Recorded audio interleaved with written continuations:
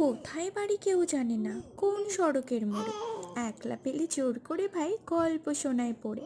বিদকুটির সব গল্পগুলো না জানি কোন দেশে, শুনলে পরে হাসির চেয়ে কান্না আসে বেশি।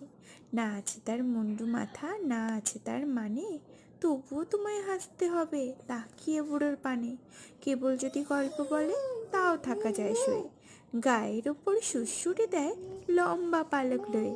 কেবল বলে হো হো হো কেষ্ট দাসের পিসি, বেশ তো খালি কুমড়ো কচু হাঁসের ডিম আর তিসি। ডিমগুলো সব লম্বা মতো, কুমড়োগুলো বাঁকা, কচুর গায়ে রং বেরঙের আলপনা সব আঁকা। অষ্টপ্রহর গাছ কি কথা হচ্ছে এত ওর আওয়াজ সাথে? করে মিহি, ম্যাও ম্যাও ম্যাও বকুম বকুম ভো ভো ভো চিহি। ও তো মার না মার না, তুমিও না তুমিও না। ছুটি কাটে ঘাড়ে, ঠ্যাংরা মতো আঙুল দিয়ে মোছায় পাঁজর হাড়ে। তোমায় দিয়ে সুড়সুড়ি সে লুটোপুটি। ঠাকুরদার ঠাম্মার এদের ডেকে দাও এখানে।